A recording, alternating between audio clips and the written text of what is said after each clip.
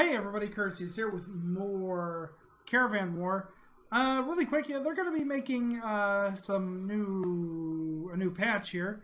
They're going to have boss fight, and it's going to be a boss fight challenge every week. I'm not sure what this means. Like boss fight, like, are you pitting your guardians against something, your bandits against something? I don't know. It's an interesting tease here. I haven't personally looked into it, so I don't know. So it's going to be interesting to see what it is.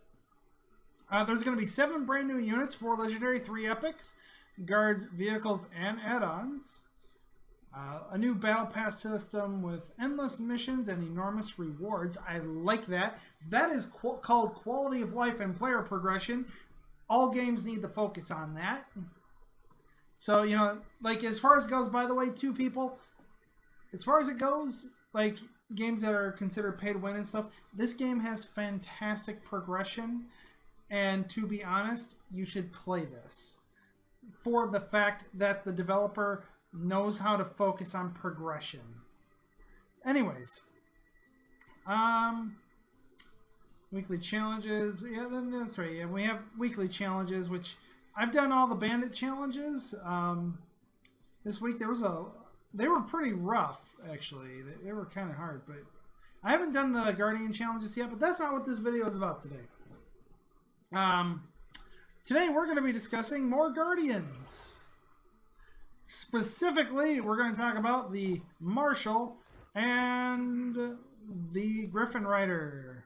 That's right, yeah, Marshal and Griffin Rider. Start with the Marshal. Marshal,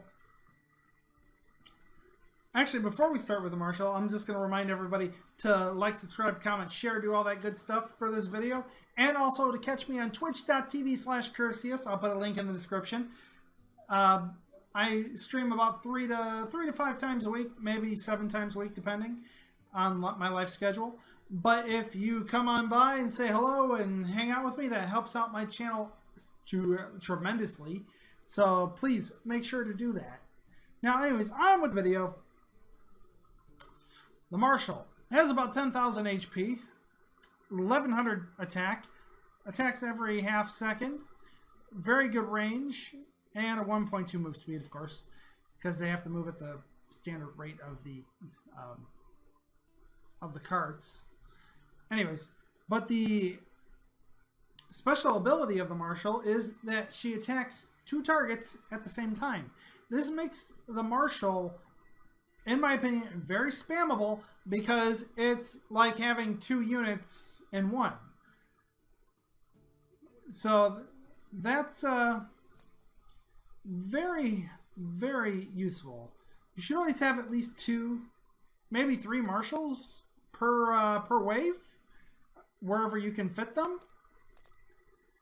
Because that's pretty much where I put them, is about in the middle to the back of the row, and they you know, they attack 2 units at the same time, deal a lot of good damage, and to be honest, they're very solid damage dealers, and they attack air units, so you know, condors can kind of be killed by them, so they're pretty important.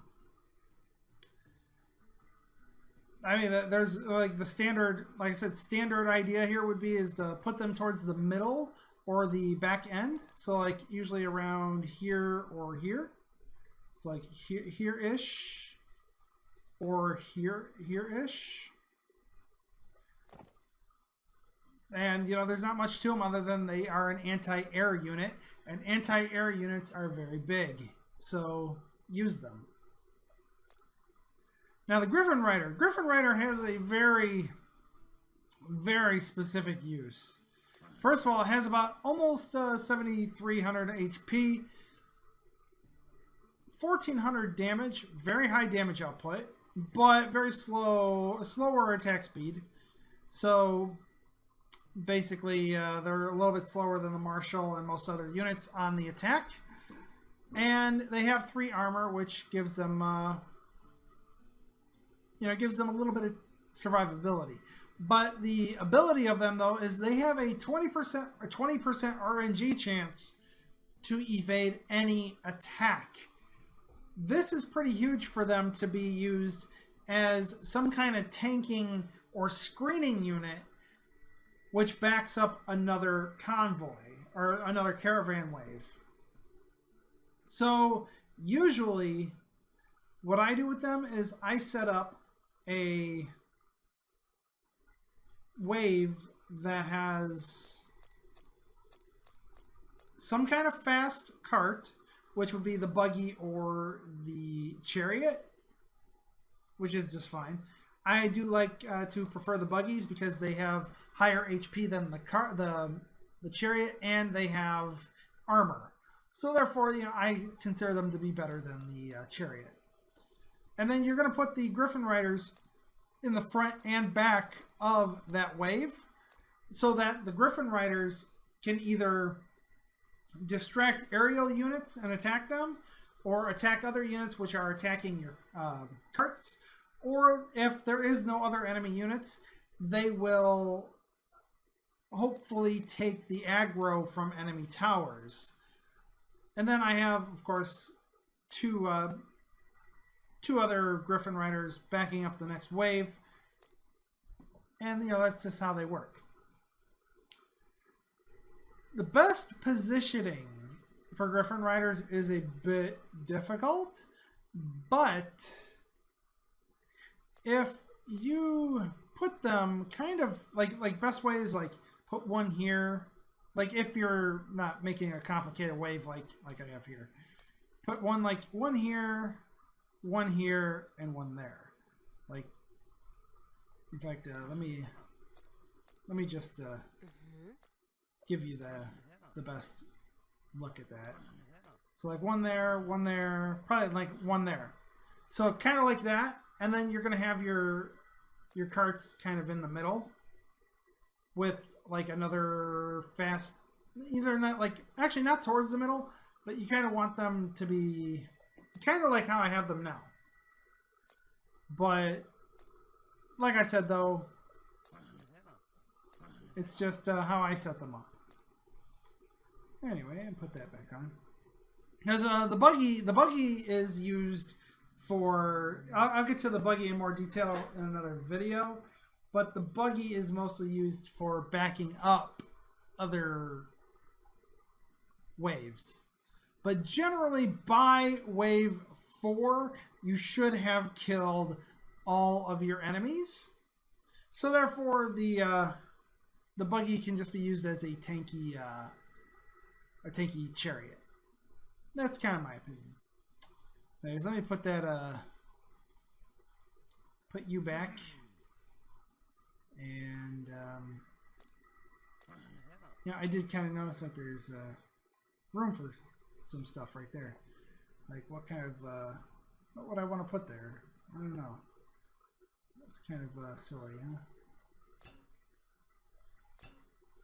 There we go. I guess just 3 of those. I could put healers there, but I don't see healers doing anything important.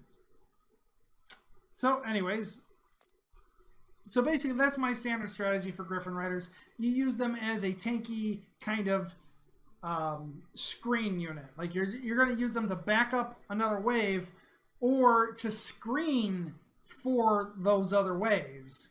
So that way they're screening aggro off of towers, screening damage from other enemy units, that kind of deal. They're a tanky flyer that can avoid damage. Like they can straight out avoid damage. Like the Griffin Rider's biggest weakness is the Inferno Tower, but it's not that big of a weakness because the Inferno Tower can't be dodged. So therefore, the Griffin Rider will not. It'll constantly take damage from it. But in my opinion, though, the biggest weakness of the Griffin Rider is my phone going. Blah. Anyway, no. It's the Wind Lance, because 20% chance to dodge the Wind Lance's attack or not.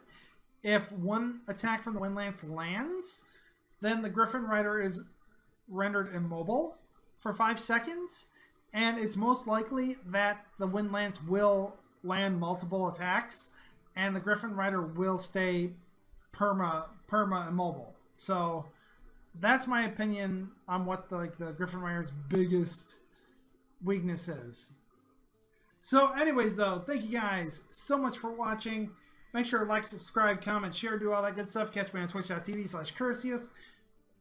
And make sure to like this video and share it. So thank you guys so much for watching. I'll see everybody in the next video.